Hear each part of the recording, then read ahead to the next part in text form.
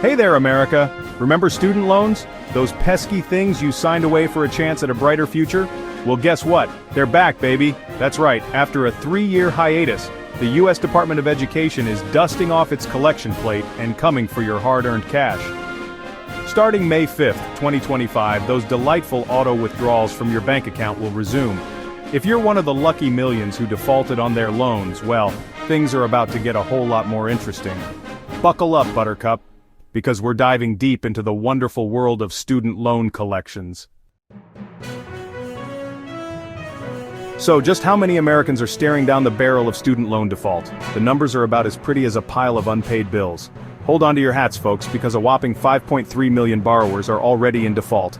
And if you think that's bad, wait till you hear this. Another 4 million are teetering on the edge, just 91 to 180 days behind on their payments. That's right, almost 10 million people are about to get a crash course in the joys of debt collection. You might be wondering how we got here. Well, remember that little global pandemic that shut down the world for a hot minute? Yeah, that's part of it. Back in March 2020, when we were all stocking up on toilet paper and hand sanitizer, the government decided to hit the pause button on student loan collections.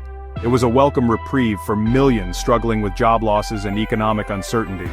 The Biden administration even extended this grace period multiple times, giving borrowers a glimmer of hope that maybe, just maybe, things would be different. But alas, all good things must come to an end, and for student loan borrowers, that end is nigh. Now let's talk about the fun part, how the government plans to collect on all this debt. First up, we have the classic wage garnishment, where Uncle Sam dips his hand directly into your paycheck before you even see it. Don't worry, they'll give you a 30-day heads up before they start siphoning your wages. But wait, there's more! The Treasury Department also has a nifty little trick up its sleeve called the Offset Program. This bad boy allows them to intercept your tax refunds, federal salaries, and even Social Security benefits to pay off those pesky loans. It's like a financial game of whack-a-mole, and your money is the mole. Section 5. Borrowers cry foul. As you can imagine, not everyone's thrilled about this whole student loan collection thing. Borrower advocates are up in arms, arguing that restarting collections will push millions of families over the financial edge. They point out that many borrowers are still struggling to recover from the pandemic and can't afford to add another hefty bill to their plate.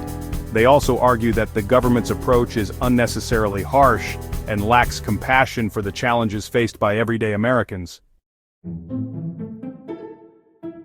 Section 6. Policy confusion adds to the burden. To make matters worse, the whole student loan landscape feels like a game of policy hot potato.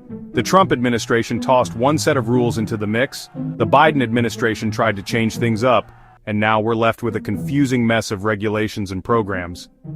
To add insult to injury, the Federal Student Aid Office has been hit with layoffs, making it even harder for borrowers to get the help they need.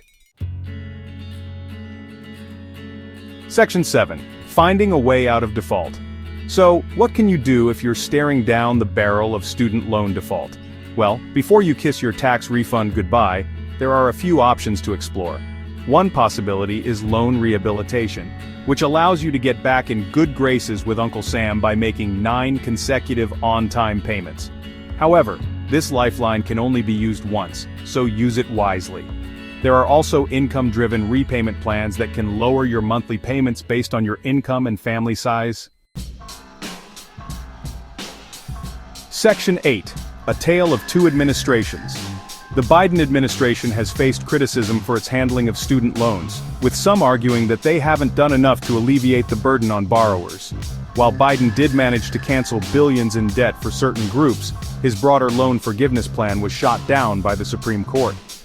On the other side of the aisle, the Trump administration took a more hands-off approach, largely leaving the existing system in place. Section 9. McMahon's rationale and the future of student loans. So, why the sudden urgency to restart student loan collections? Well, according to Education Secretary Linda McMahon, it all boils down to fiscal responsibility. She argues that American taxpayers shouldn't be on the hook for what she calls irresponsible student loan policies. McMahon believes that restarting collections is a necessary step towards reining in the ballooning cost of higher education and ensuring the long-term sustainability of the student loan program. So there you have it, folks. The student loan saga continues. As millions of Americans brace themselves for the return of payments, one thing is certain: the debate over how to address the student debt crisis is far from over.